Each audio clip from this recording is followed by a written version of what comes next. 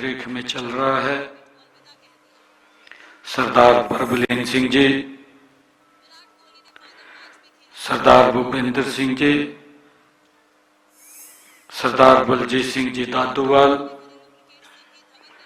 सरदार गुलाब सिंह जी, सरदार सुशील राणा जी, सरदार धर्मवीर मिर्जापुर जी, सरदार D Sharma ji, सरदार सुभाष कलसाणा जी, सरदार मनदीप सिंह विर्क जी और सरदार Harpal Singh ji Chica, हमारी बहन कल जिला परिषद की माननीय चेयरमैन कमलजीत कौर जी, बहन राजवंत कौर जी, हमारे जो डीपीआर के अधिकारी हैं के.एम. पांडुरंग जी आईएएस, और हमारे कुरुक्षेत्र के उपायुक्त महोदय नेहा सिंह जी, एसपी साहब, और आज इस वीर बाल दिवस के कार्यक्रम में उपस्थित सभी महानुभाव, परम सत्कार योग सभी साथ संगतगण, सब तो पहला मैं तुहानू सबनू जी आया नू आखदा हां। तुहानू सबनू मेरी बेनती है कि एक बार मेरे नाल जोरदार एक जयकारा श्री वाहेगुरु जी दा खालसा वाहेगुरु जी दी फतेह। देश और धर्म पर कुर्बान होने वाले साहिबजादों की याद में इस धर्म क्षेत्र कुरुक्षेत्र की पावन धरा पर आयोजित वीर बाल दिवस समारोह में आज मुझे आने का ये अवसर मिला है। मैं दोनों साहिबजादों बाबा जोरावर सिंह, बाबा फतेह सिंह जी, मैं नमन करता हूं, प्रणाम करता हूं। इन साहिबजादों के बलिदान से जुड़ी कहानी को हम जितनी बार पढ़ेंगे, सुनेंगे और जानेंगे, उतनी बार ही आप राष्ट्रहित में बड़ी से बड़ी कुर्बानी देने के लिए प्रेरित होंगे। दशमेश पिता श्री गुरु गोविंद सिंह जी के दोनों बेटे की अमर गाथा इतिहास में स्वर्ण अक्षरों में लिखी हुई है। उन्होंने खेलने कूदने की 6 और 9 वर्ष की छोटी आयु में शहादत दी है। जब बच्चे का खेलने का कूदने का समय होता है, उस समय इन बच्चों ने इस देश और राष्ट्र धर्म की रक्षा के लिए अपने आप को कुर्बान किया, बड़ी शहादत दी है। उन वीरों को जब भी याद किया जाता है, हर किसी की जुबान से निकियां जिंदा वर्डा शाखा शब्द निकलते हैं। नन्हे बच्चों ने बड़ा बलिदान दिया है।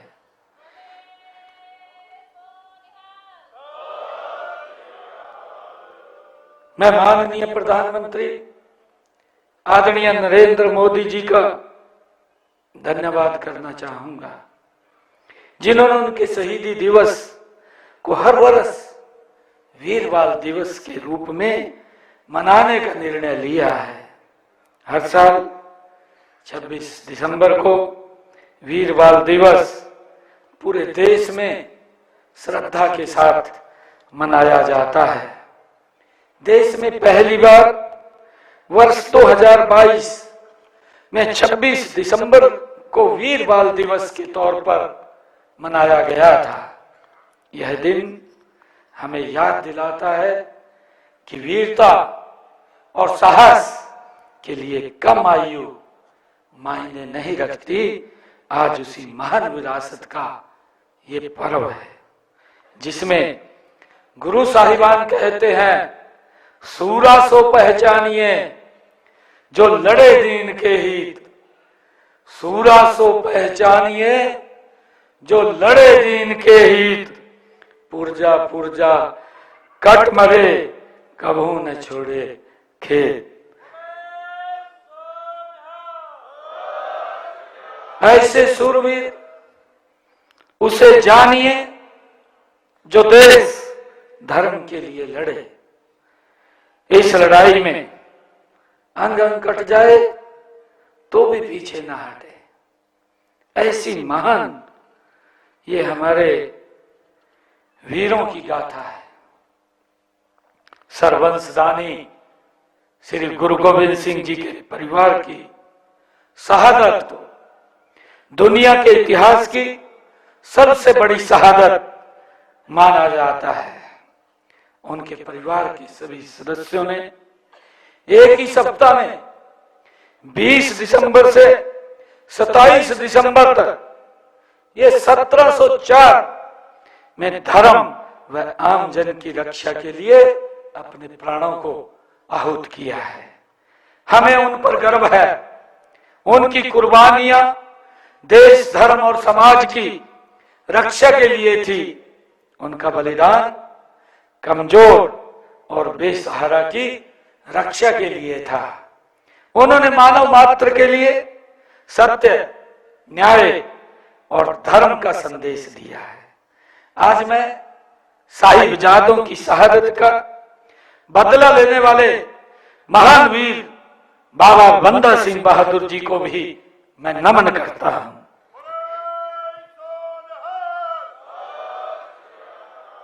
वे पहले ऐसे सिख सेनापति हुए जिन्होंने मुगलों के अजय होने के भ्रम को तोड़ा। उन्होंने गुरु गोविंद सिंह जी के संकल्प को पूरा करते हुए प्रभुसत्ता संपन्न सिख साम्राज्य राज्य की राजधानी लोहगढ़ की नींव रखी। और मुझे ये बड़ा गर्व भी है कि वो लोहगढ़ जिस स्थान के ऊपर उन्होंने उसकी नींव रखी वो हमारे हरियाणा यमुनानगर के अंदर है, वो पवित्र भूमि।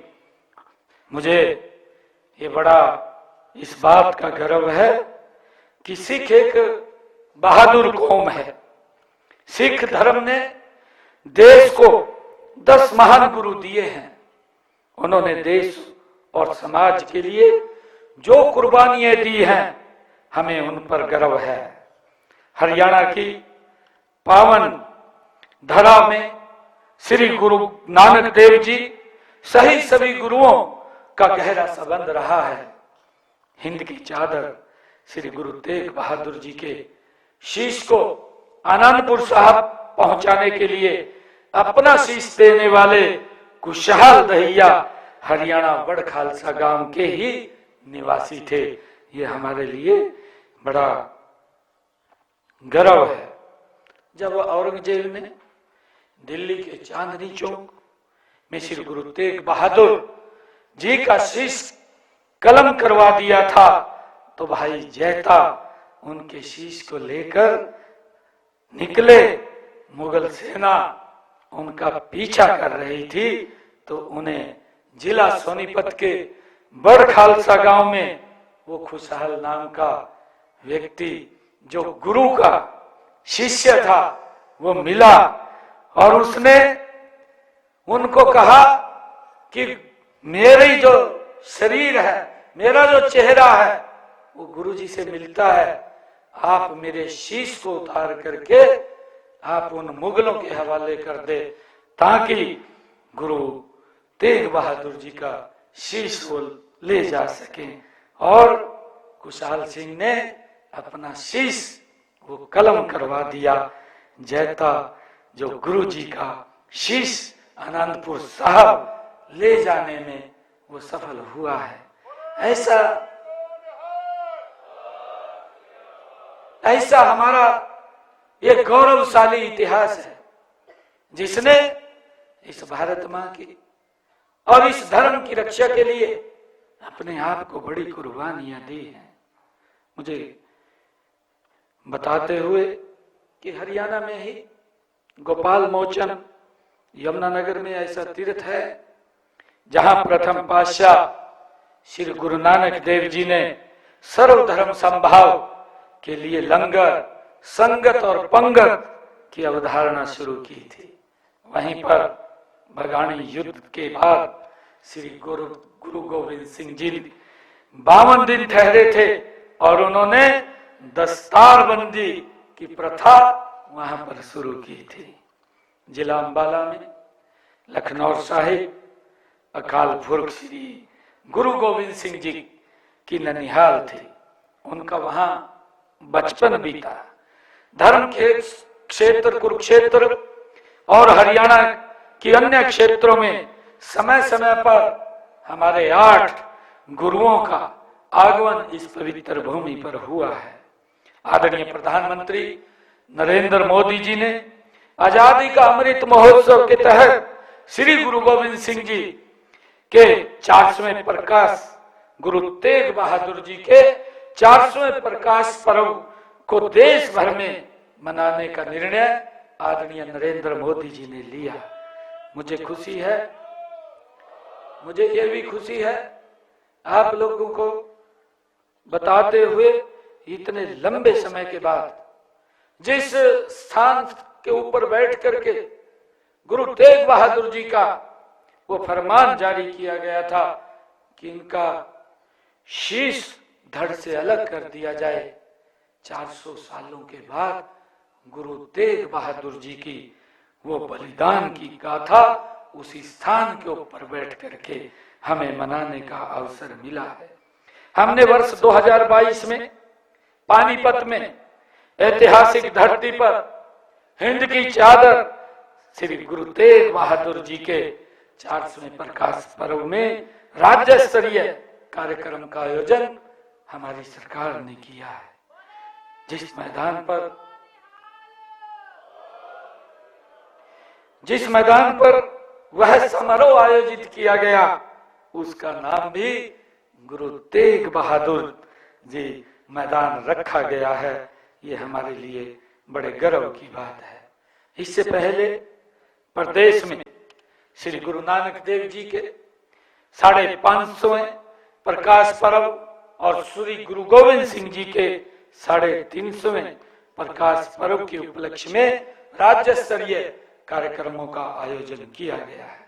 ये आयोजन मैं धन्यवाद करना चाहूंगा श्रद्धेय अटल बिहारी वाजपेयी जी और आदरणीय नरेंद्र मोदी जी, जिन्होंने उस इतिहास को उन्होंने कहा कि गौरवशाली इतिहास हमारा है और हमारी पीढ़ियों को इस इतिहास की जानकारी लगनी चाहिए कि जो हमने कार्यकाल, जो समय हमारे पूर्वजों ने, हमारे गुरुओं ने हमारी रक्षा, धर्म की रक्षा के लिए वो भुगता है, आने वाली पीढ़ी उस समय से न गुजरे, उसको लेकर के हमारे लिए जरूरी है कि इस इतिहास को लोगों के बीच में लेकर के जाएं ताकि उस इतिहास से, उस गौरवशाली इतिहास से वो अवगत रहें।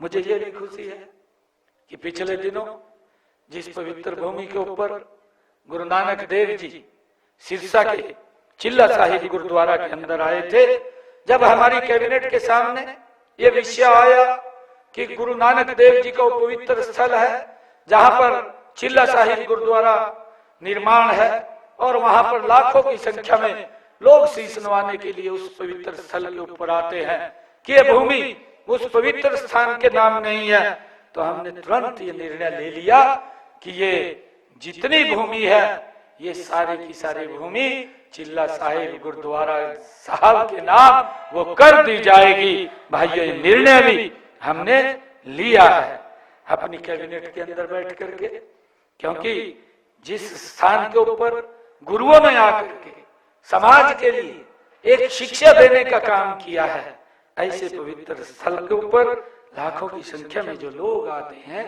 वो पवित्र गुरुद्वारा साहिब के नाम हमने करने का निर्णय किया है। हमने ये भी निर्णय किया है कि पिछले दिनों जो अभी यमुनानगर के अंदर मेडिकल कॉलेज बन रहा है, उसका निर्माणाधीन है, गति से काम चल रहा है। हमने ये निर्णय किया है कि हिंद की चादर श्री गुरु तेग बहादुर जी के नाम से उस मेडिकल कॉलेज का नाम रखा जाएगा, ताकि इतिहास कोई हमारे आने वाली पीढ़ियों को उसके बारे में वो याद दिलाता रहे। हमने ये भी निर्णय किया है, हमने ये भी निर्णय किया, हमने ये भी निर्णय किया है कि असंध के कॉलेज का नाम गुरु गोविंद सिंह जी के छोटे बेटे बाबा फतेह सिंह जी के नाम से हमने वहां पर रखा है। लखनऊ साहिब में, लखनऊ साहिब में भी माता गुजरी के नाम से VLDA कॉलेज वो स्थापित किया गया है।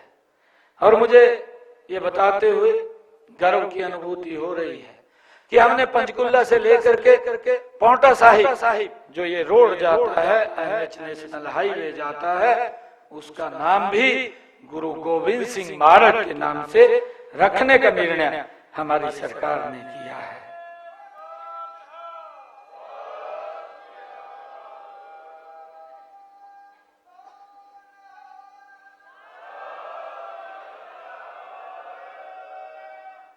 मुझे ये भी गर्व है कि हमने कुरुक्षेत्र पीपली से यमुनानगर और हमारे जो बाबा बंदा सिंह बहादुर की राजधानी, इस रोड का नाम भी हमने बाबा बंदा सिंह बहादुर स्मारक रखने का काम किया है।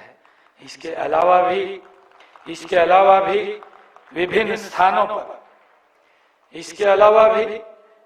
स्थानों पर चौक, द्वार, पुस्तकालय, सड़क आदि के नाम भी गुरुओं के नाम पर रखे गए हैं।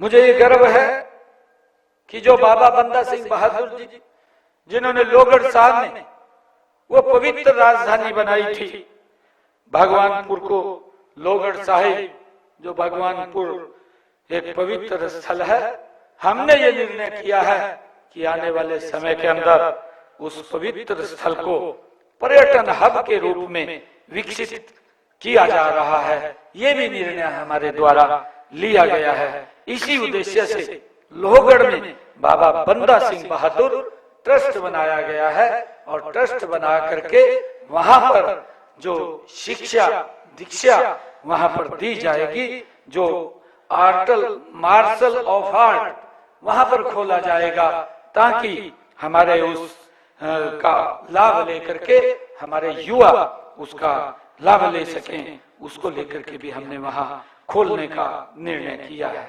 मुझे खुशी है कि हमने लोगों की आस्था को देखते हुए श्री हजूर साहिब गुरुद्वारा, श्री ननकाना साहिब, श्री हेमकुंड साहिब और श्री पटना साहिब जाने वाले प्रदेश के तीर्थयात्रियों को वित्तीय सहायता उपलब्ध कराने के उद्देश्य से स्वर्ण जयंती गुरु दर्शन यात्रा योजना भी शुरू की गई है, जिससे कि लोग वहां पर जा सकें और गुरुओं के दर्शन कर सकें।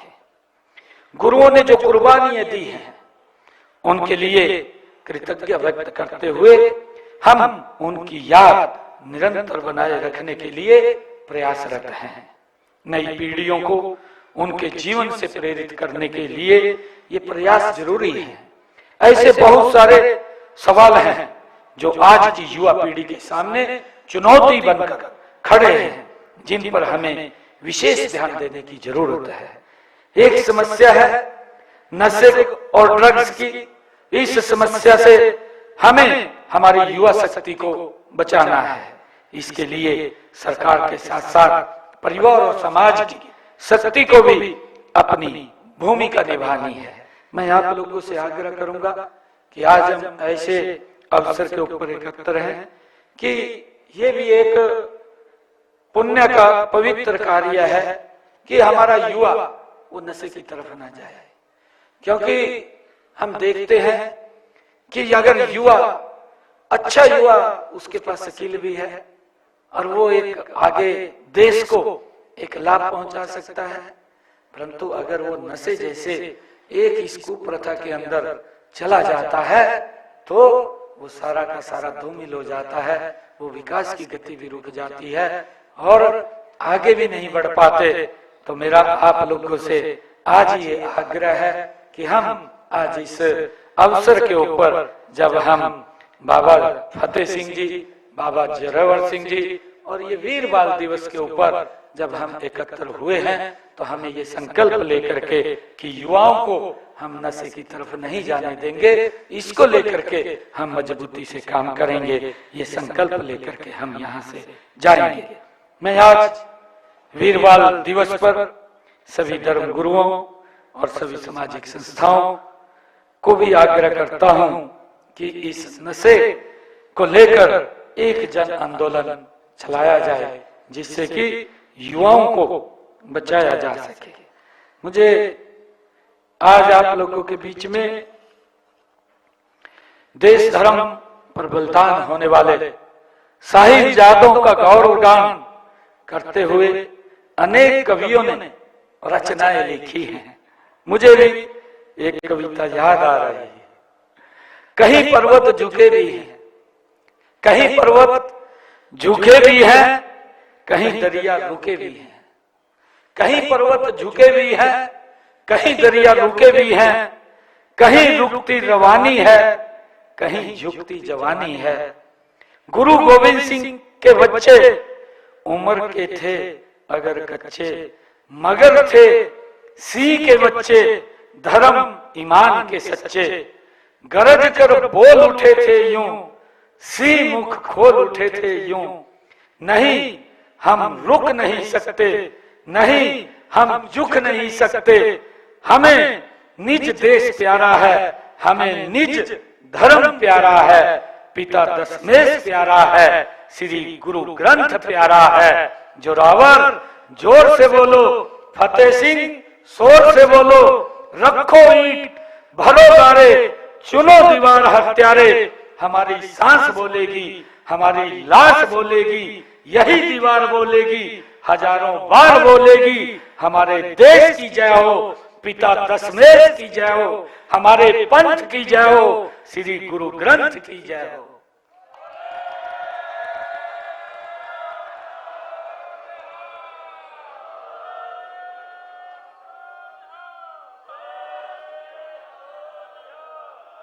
मैं वीर बाल दिवस पर सभी से अपील करता हूं कि आप साहिबजादों के बलिदान से प्रेरणा लें, अपने बच्चों को उन जैसा साहस, त्याग और कर्तव्यनिष्ठ का महत्व सिखाएं और उनके जीवन में इन मूल्यों को स्थापित करें। यही उनको हमारी सच्ची श्रद्धांजलि होगी। श्री वाहेगुरु जी का खालसा, श्री वाहेगुरु जी की फतेह।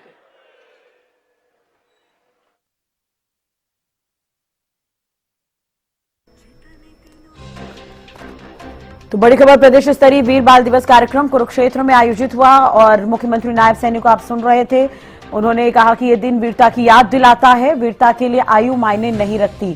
वीर साहिबजादे बाबा जोरावर सिंह को नमन मुख्यमंत्री ने कहा। इसके अलावा आपको बता दें कि बाबा फतेह सिंह जी की शहादत को भी नमन किया है मुख्यमंत्री नायब सैनी ने। तो कुरुक्षेत्र में प्रदेश स्तरीय वीर बाल दिवस कार्यक्रम और इस दौरान मुख्यमंत्री नायब सैनी ने गुरु नानक जी और गुरु तेग बहादुर जी को याद किया, नमन किया। धर्म की रक्षा के लिए बड़ी कुर्बानियां दी गई है, सीएम ये कहते हुए नजर आए। आपको बता दें कि आज प्रदेश स्तरीय वीर बाल दिवस कार्यक्रम का आयोजन किया गया। कुरुक्षेत्र में ये आयोजन किया गया। नायब सैनी यहां पर पहुंचे और संबोधन देते हुए भी नजर आए। इस दौरान उन्होंने जोरावर सिंह और बाबा फतेह सिंह को याद किया। आपको बता दें कि